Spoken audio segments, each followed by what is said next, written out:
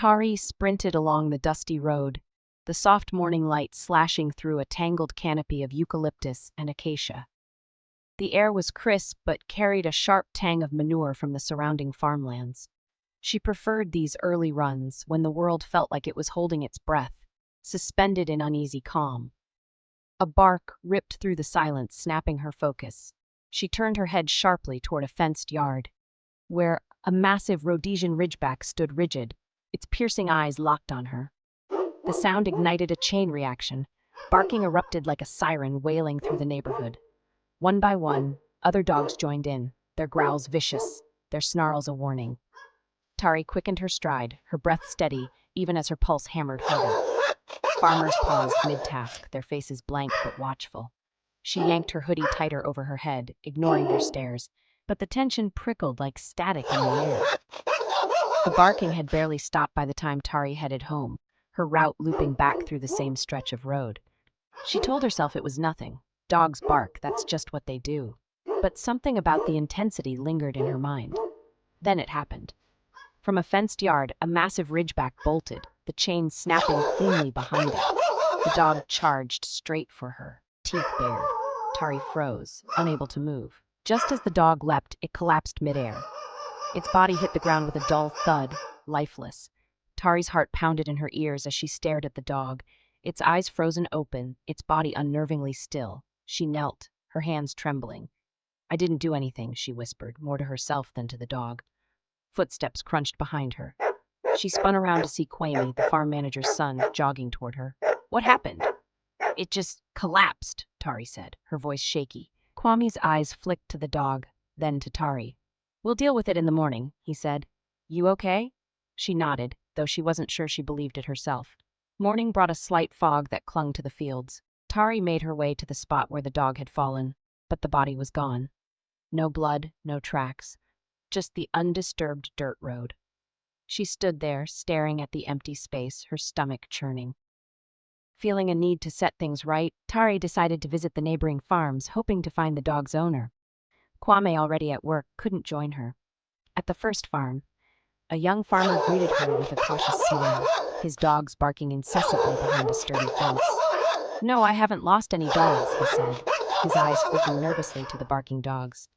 As Tari turned to leave, one of the dogs let out a long, low howl that sent a chill down her spine. At the second farm, an elderly woman appeared on the porch, her frail hands clutching a steaming mug of tea. Her small terriers barked and snarled as soon as Tari approached. The woman spilled her tea when their hands briefly touched, mumbling a prayer as she hurried back inside. "All my dogs are here," she said through the screen door. At the third farm, a man in overalls stood in the doorway, his two ridgebacks growling deeply. "No missing dogs here," he said flatly, shutting the door before she could ask more. One of the dogs slammed its body against the fence, barking as though it would tear through. At the fourth farm, a teenage boy answered the door, but his mother quickly pulled him back. The family's large hounds barked furiously, pacing along their enclosure. The woman's face twisted with fear. "Whatever you're looking for, it's not here," she yelled, slamming the door shut. That evening, Tari stepped into the local bar, seeking some semblance of normalcy. The conversations hushed, and all eyes turned to her as she walked to the counter. The bartender, a gruff man with a permanent scowl, poured her drink without a word. After a moment, he leaned in. "What's with the dogs? People around here are talking." "I don't know what you mean," Tari said, forcing a smile. The bartender's eyes narrowed. "They're saying you brought bad luck." "I didn't bring anything," she shot back, her voice a little sharper than intended. The bartender shrugged but didn't look convinced. A familiar voice cut through the tension. "Hey, Tari." Kwame walked in, grabbing a beer before sitting beside her. The bartender's demeanor shifted, his tone softening as he poured Kwame's drink. The bar closed soon after, and the three of them decided to leave together. As they walked, Tari's tipsiness made her playful, teasing both men. Kwame, remembering he had to pick up drip packs for the cattle, handed her off to the bartender. "You've got this," he asked the man, who nodded eagerly. The barking started softly but quickly grew louder as they passed through a farm. Tari's laughter faded as the dog's snarls became feral. their glowing eyes appearing in the dark. The bartender's bravado crumbled. "This isn't right," he muttered, his steps quickening. When a pack of dogs emerged from the shadows, he bolted, leaving Tari alone. She stumbled, her head spinning, and fell to the ground. The dogs circled her, barking viciously, but keeping their distance. It was as if they were waiting for something, for her to make a wrong move. Tari lay still, the sound of their snarls reverberating through her, the moonlight catching the faint glow in their eyes. She closed her eyes, her breath shallow. Kwame pulled his truck to a halt at the edge of Tari's driveway, his headlights illuminating her slumped figure on the ground. The dogs had scattered at his approach but lingered in the shadows, their glowing eyes visible beyond the fence. "Tari?" he called, his voice low but firm as he stepped out with a flashlight. Tari stirred and slowly lifted her head, her eyes heavy with exhaustion and confusion. "They didn't hurt me," she mumbled, her voice almost detached. Kwame crouched beside her, helping her up.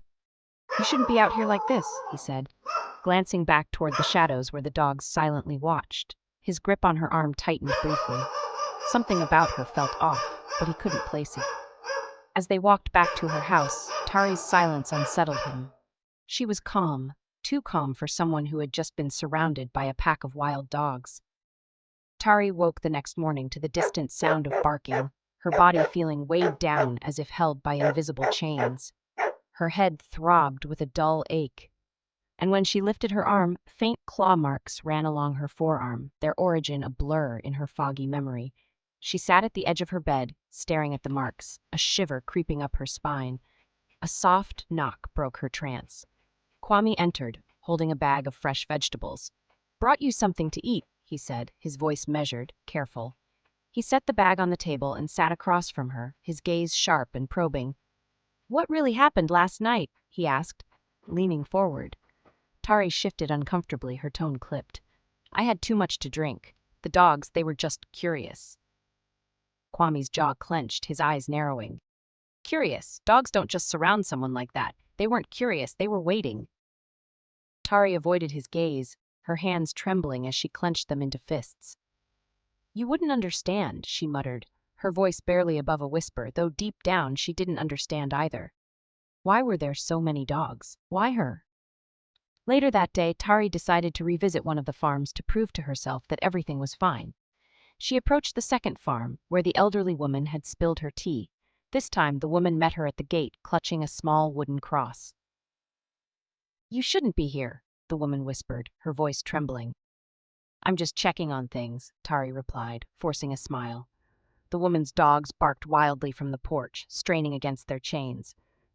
"They know what you are," the woman said, stepping back. "Leave before it's too late." Tari felt a chill crawl up her spine. She turned and walked away, the dogs barking echoing behind her, growing louder with every step. Back at her house, Tari tried to distract herself by tidying up.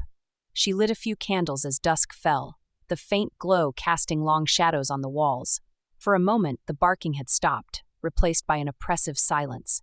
Tari sat on the porch, watching the horizon as the last of the sunlight faded. She closed her eyes, taking a deep breath, trying to convince herself that the worst was over. A faint growl broke the silence. Her eyes snapped open to find a single ridgeback standing just beyond her gate, its eyes locked onto hers. It didn't bark. It just stood there, unmoving, like a sentinel. At the bar that night, Kwame sat nursing his beer, his mind racing. The bartender, still shaken from the previous night, leaned in. "Something's not right with her," he muttered. Kwame frowned but didn't respond immediately. "What do you think it is?" And he asked finally. "The dogs know," the bartender said, his voice low. "They always know." Kwame's grip tightened around his glass. He'd heard stories growing up, old superstitions about animals sensing things beyond human understanding. He'd dismissed them as myths, but now he wasn't so sure. That night, the barking returned, louder and more frenzied than before. Tari stood in her living room, the flickering candlelight casting her shadow across the walls. The sound of claws scratching against wood echoed from her front door. She stepped outside, knife in hand, and was met by the pack. They surrounded her again, their growls low and rhythmic, their eyes glowing faintly. The pack leader stepped forward, its massive frame silhouetted against the moonlight. Tari's breath hitched as its growl deepened, almost like a voice trying to form words. The ridgeback lunged, stopping just inches from her face. Tari didn't flinch. The dogs fell silent, their stares heavy with expectation, as if they were waiting for her to acknowledge something long buried within herself. Kwame's truck rattled along the dirt road, his headlights slicing through the dense darkness. The barking had drawn him back. As he approached Tari's house, his stomach tightened. The scene ahead made his breath catch. Tari was on her knees in the middle of the yard, surrounded by the pack of strays. Their snarls were low, vibrating through the still night air, but they didn't move to attack. They simply watched her, their glowing eyes reflecting the moonlight. "Tari," Kwame called, grabbing a heavy flashlight from the passenger seat. He jumped out and ran toward her. The dogs didn't scatter. Instead, they shifted slightly, their focus unwavering. Tari turned her head slowly, her eyes locking onto Kwame's. For a fleeting moment, he swore her pupils glinted like the dogs. "I'm fine," she whispered, her voice hoarse but steady. Tari had been vulnerable that night, the weight of exhaustion and too much alcohol blurring her usual defenses. The tension between her and Kwame, unspoken but ever-present, simmered just beneath the surface. They shared a drink, laughter masking the unease that lingered in her eyes and the caution in his. Later, the walls seemed to close in, the silence between them thick and loaded. Kwame had lingered in the doorway, hesitating, unsure whether to stay or go. Tari, her inhibitions dulled, had reached out and pulled him closer, her touch soft but insistent. The air crackled with a mix of uncertainty and longing as their lips met, tentative at first, then more urgent. They'd made out under the dim glow of the single bulb in her small room, her hands gripping his shoulders as if anchoring herself. Kwame's touch was both gentle and searching, his fingers brushing the faint claw marks on her arm. For a moment, the world outside faded, the barking of distant dogs reduced to a faint hum. But even in the heat of the moment, a shadow lingered over them, a sense of something unseen, watching, waiting. When they finally pulled apart, breathless, Tari had leaned her head against his chest, her heart pounding as much from fear as from desire. Neither spoke of it afterward, each carrying the weight of that night in their own way, the unanswered questions circling like vultures in the dark. A few days later, heard the sound of barking again, and this time he rushed there. Kwame swung the flashlight, yelling to scare off the dogs. The pack retreated a few steps, but didn't break their formation. The largest ridgeback stepped forward, its growl deep and resonant, sending chills down Kwame's spine. Tari struggled to her feet, swaying slightly. "They're not going to hurt me," she said, her voice eerily calm. "What do you mean?" Kwame demanded, keeping his eyes on the pack leader. The dog's growl deepened, and for a moment, Kwame felt as though the sound was directed at him, a warning. Tari's legs buckled beneath her, as though the earth itself had yanked them away. Her knees slammed into the gravel with a sickening thud, sending sharp jolts of pain up her thighs. She collapsed forward, her hands clawing at the dirt, trembling violently as her breath turned shallow and uneven. Her body trembled like a marionette cut from its strings, and her head hung low, her hair falling like a veil over her face. It was as though an unseen force was dragging her down, forcing her submission to something ancient and terrible, an oppressive weight crushing her will to rise. Tari fell to her knees, her breath coming in short, ragged gasps, her fingers clawing desperately at the dirt. Around her, the snarling pack tightened their circle, fangs bared, saliva dripping as they prepared to pounce. A guttural, otherworldly sound rumbled from Tari's throat, her body convulsing violently, her spine arched backward, her trembling fingers twisting grotesquely as though no longer her own. The dogs lunged, but Tari surged up with unnatural speed, her head snapping toward them, her eyes blazing with a fierce, feral light. She bared her teeth and let out a deep, bone-chilling bark that reverberated through the clearing. The pack halted instantly, their snarls dissolving into whimpers as they cowered, tails tucked, ears flat. One by one, they retreated into the shadows, driven away by a force that defied nature itself. Kwame, frozen at the edge of the clearing, finally found his voice. "Tari, what's happening?" he shouted, his voice raw with disbelief. Tari turned her head sharply toward him, her face twisted into a snarl that made her unrecognizable. Her body moved with eerie, predatory grace, her knees bloodied and scraped from the gravel beneath her. Kwame's eyes widened in terror as she suddenly lunged at him with shocking speed. "Stop!" he yelled, stumbling backward, but she was relentless. Her teeth snapped dangerously close to his crotch, and he barely managed to twist away, falling to the ground. She snarled, her clawed hands swiping wildly at him as he scrambled to his feet, his heart hammering in his chest. "Tari, it's me," he pleaded, his voice trembling.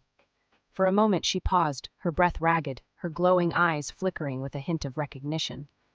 She staggered back, her body trembling violently, caught in the grip of an unnatural force. The dogs had vanished, but the clearing felt thick with an oppressive, malevolent presence. With a strangled cry, Tari collapsed, her convulsions subsiding as the possession released her. Kwame rushed to her side, his hands shaking as he gently touched her shoulder. Tari's eyes fluttered open, wide with terror and confusion. Tears streamed down her face, mingling with the blood and dirt smudged across her skin. Her hands were raw, the flesh scraped and torn, her knuckles swollen and bruised. Her knees bore deep gashes, grit embedded in the wounds, oozing dark trails of blood. She winced as she tried to shift, her body battered and trembling from the ordeal. "Tari, are you okay?" Kwame whispered, his voice thick with concern. Tari's lips parted, her voice a hoarse whisper. I don't know what happened." Kwame draped his jacket around her shoulders, his mind racing to process the horror he'd just witnessed. The damage to her body would heal in time, but the weight of the night's events hung heavily between them, a grim reminder of the dark force that still lingered, unspoken and unfinished. "I have to leave," she whispered. "This is where it ends." "What ends?" Kwame's voice cracked, desperation seeping into his words. The first light of dawn began to creep over the horizon as the barking ceased entirely. Tari stood, her posture steady despite the trembling in her legs. "You can't follow me," she said softly, turning to Kwame. "You shouldn't." Kwame stood rooted to the spot, his mind racing. He returned to his truck, his hands trembling as he gripped the steering wheel. He didn't go to the bar. He didn't speak to anyone about what he'd seen. The next evening, a new family moved into Tari's abandoned house. Laughter filled the air as their young daughter played in the yard, chasing after a red ball. A single dog barked in the distance. The barking spread, one by one, until the entire neighborhood resonated with the sound. The strays appeared on the hill, their silhouettes stark against the fading light. The girl paused, her ball rolling to a stop. She stared at the dogs, the barking growing louder until there was only silence.